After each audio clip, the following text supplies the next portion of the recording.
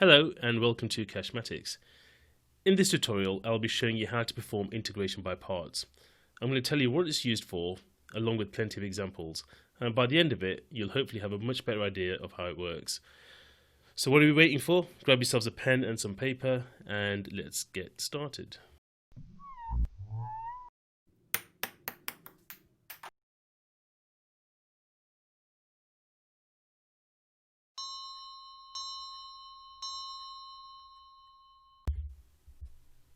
So the first question is, what is it used for? Integration by parts is used to integrate products.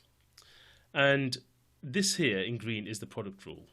Okay, but the product rule is only used for differentiation. It's not used for integration. But what we can do with the product rule is we can integrate the product rule. Okay, so if you were to integrate d by dx of uv, you just get uv. And with the other two terms on the right hand side, you just put an integral sign in front of each of those terms and put a dx on the end to show you're trying to integrate it with respect to x. Now if I was to rearrange this one here, I'd get what's below in the yellow cloud, and that's what's called the integration by parts formula. Now it's quite a long formula, but that's how it will normally appear in a formula book. Okay, not all formula books, but most formula books will have that form of the product rule. Sorry, of the integration by parts formula. I tend to write it like it's here on the right. Okay, that's a slightly abbreviated version, but you've got to understand what it means. So this dv means dv by dx, and this integral sign means we're going to integrate the whole of that with respect to x. Okay, and the same goes for this term at the end. So this is v du dx with respect to x, so just like we've got over here. But I tend to use this abbreviated version just for ease. Okay, so whenever I'm writing it, it's just a bit quicker to write down, but with practice you'll understand what it means. So what I'll do next is I'll go through some examples, and hopefully you'll understand how it all works. So here's the first example. Now before we start the examples, you'll see at the top left and the top right I've got the integration by part formula. Okay, and they'll stay there for every example, so keep referring to those as we're working through them. Right, so let's see how it works. Now the first thing we have to do is choose carefully which bit we're going to make u and which bit we're going to make dv by dx. Okay, now the normal rule is if you've got a polynomial part of the product, that's the part you make u, and the other part is what you make dv. So this part here is going to be u, and this part here is going to be dv. So not v, but dv. Okay, so when I'm talking about dv, I'm talking about this bit here. Okay, with an apostrophe. So what I do then is I just write down those two bits. So u is equal to x, and dv is equal to sine x. And what you do is you differentiate u to get du, and that would just be 1, and you integrate dv to make v. Okay, so you integrate this one to make v, and the integral of sine x is minus cos x. Right, all you need to do then is plug it all into the formula. Okay, so let's see what it says. So the first thing it tells me to write is uv. So uv would be this multiplied by this. So minus x cos x, take away the integral of v du. Okay, now v du, that's minus cos x times 1. Okay, so minus cos x multiplied by 1. I'll write it all in full, but remember this is integrated with respect to x. Okay, so I've got to make sure I hook on the dx at the end. Right, so let's just write all this out again. So it's minus x cos x. Now I've got a minus and a minus here. Okay, so if I take that outside of the integral sign, that becomes a plus, and then I get cos x inside the brackets dx, and I'm just one step away. I just need to integrate this now. So minus x cos x, add sine x, because the integral of cos is sine, plus c. Okay, so that's our first integral done. Okay, let's have a look at this second example. So again, I've got a polynomial function here. Okay, so that's going to be my u, and this bit here is going to be my dv. Okay, so u would equal x, and dv would equal e to the x. Now remember, we have to differentiate this one, so du would equal 1, and integrate this one to get v is equal to e to the x. So let's put it all together. So I need uv, so x multiplied by e to the x, Oops, let's write that again.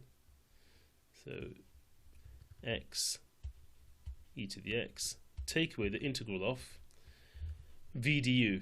Okay, so that's v and that's du, and that's just e to the x.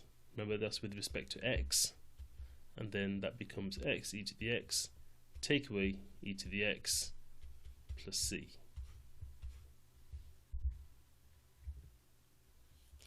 Well, this next one, when you first look at it, you might think, well, that's not a product, that's a quotient. But I can rewrite it as a product, because 1 over cos squared x is sec squared x. So I can write this as x sec squared x dx. Okay, so picking out the polynomial to be u, so that's this bit here, and this bit here to be dv.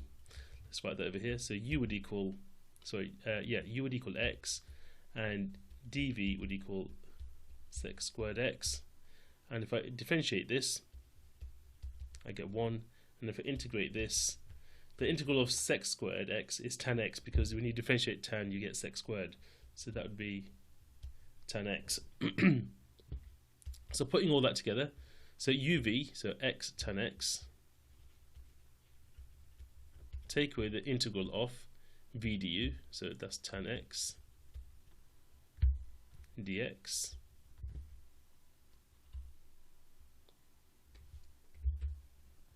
which then becomes x tan x,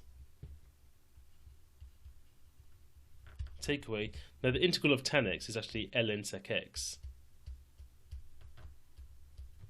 plus c. And if you don't know where that comes from, you could just use the chain rule to work that out. So watch my video on the chain rule if you need to, or the reverse chain rule rather, and you'll work out where that comes from. But anyway, that's that one done. Now this one here is slightly different. Remember what I said before? I said if you've got a polynomial part of the product, that's the bit you make u. Okay, but in this case, if you've got an ln is the bit you make u. Okay, and this bit here will be the bit you make dv. Okay, and hopefully you'll see why in a bit. So u equals ln x, and dv is equal to x squared, which means du is equal to 1 over x, and dv you need to integrate to make v, so that would be x cubed upon 3. Okay, so let's put all that together. So uv, so that's x cubed upon 3 ln x, take away the integral of v du, so that would be x cubed over 3, let's write that 3 a bit clearer, multiplied by 1 over x dx. Okay, so let's just simplify what's behind this integral sign. So x cubed over 3 ln x, take away, so that would become x squared over 3 dx, and now we can integrate it. So x cubed over 3 ln x, take away, now this will become x to the power 3 again over another 3, so x to the power 3 over 9 plus c. And if you wanted to, you could factorize out an x to the power 3 over 3, but I'm not going to do that in this case. Now the reason why we didn't make ln x dv, so dv equals ln x, is because we'd have had to integrate that, and we don't know what the integral of ln x is. Well, not yet anyway, we will find out what it is, but we don't know what it is. The second reason is because if we did do that, then the integral that we get over here in this position here won't be, it'll just be another product again, and we'll just have to go through the process again. And what will actually happen is it'll get more and more complicated every time we do it. So we're not going to get to a position where we're actually simplifying the integral. It's just going to make it more and more complicated, and that's the reason why we chose ln x to be u rather than dv. Now in this example, we've actually got the integral of ln x, and you might think, well, this isn't a product, it's just ln x. Okay, but what we're going to do is we're going to actually write it as a product. So I'm going to write it as 1 times ln x dx, and I want to pick ln x to be u and the 1 to be dv. Okay, so let's just do what we normally do over here. Okay, so we've got u is equal to ln x, dv is equal to 1, therefore du would equal 1 over x, and v, remember we need to integrate this, so v would be x. Alright, so let's plug all that into our integration by parts formula. So uv, so x ln x, take away the integral of v du, which is x multiplied by 1 over x dx. So that becomes the integral, this bit here becomes the integral of 1 dx. So overall, we've got x ln x, take away x, plus c.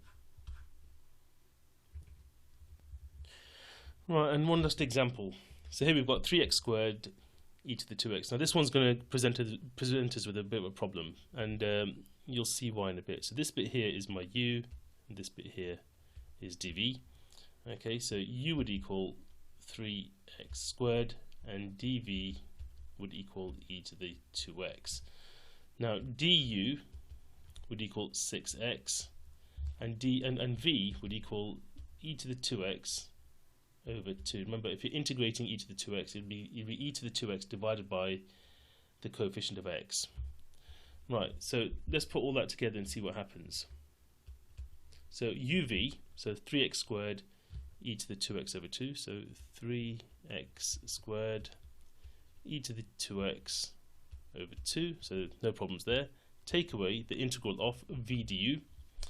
Okay, and this would actually give us, well, let's do it step by step. So e to the 2x over 2 multiplied by 6x dx. Okay, so that gives us 3x squared e to the 2x over 2. Take away, now I'll have a 3 here, so 3x e to the 2x dx. And the problem I've got is this bit under the integral is another product. So what I'm going to do is I'm going to do integration by parts separately for this bit here. So I've just written this part of the integral over here.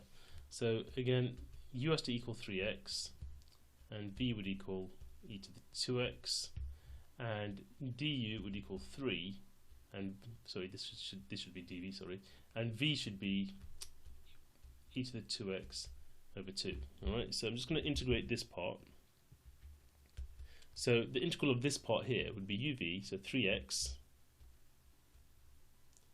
e to the 2x over 2, so that's just like it was before, okay, and take away the integral of v du, so e to the 2x over 2 multiplied by 3, so that would be 3 over 2 e to the 2x dx. Now what I can do is I can actually integrate this bit here. So this bit, all of it becomes 3x e to the 2x over 2, take away 3 over 2 e to the 2x over another 2 plus c. Okay, in fact, we'll just leave the c out for now, we'll just include it at the very end. And this here is 3x e to the 2x over 2, take away 3 e to the 2x over 4. Okay, now remember, this bit here is what the answer to this part is. Okay, so the overall answer, the final answer, let's just get rid of this line here, the final answer would be, so I need this bit here, so this bit wasn't affected, so 3x squared e to the 2x over 2, take away the answer to this part, so take away all of this. Alright, so if I take away all of this, this term here will be negative, 3x e to the 2x over 2, and if I take away this term, it'll end up being positive, 3 e to the 2x over 4. Then I just need to add my constant c.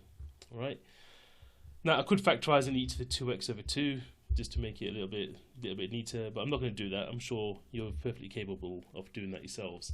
But that's integration by parts for you. Now, you know, sometimes you do have to stick in limits, so as always you can stick the limits in at the end, okay, and then you wouldn't have a constant. But as far as integration by parts goes, that's all there is to it. Now, it is one you're going to have to practice quite a lot, because you can get yourselves into a bit of a mess if you're not careful, or if your working's not up to scratch. But just try to keep everything in order so you can follow what you're doing, so if you do have to go back, you know where to find things and how to check things. But that's all for now, and yeah, I'll see you next time. Bye for now.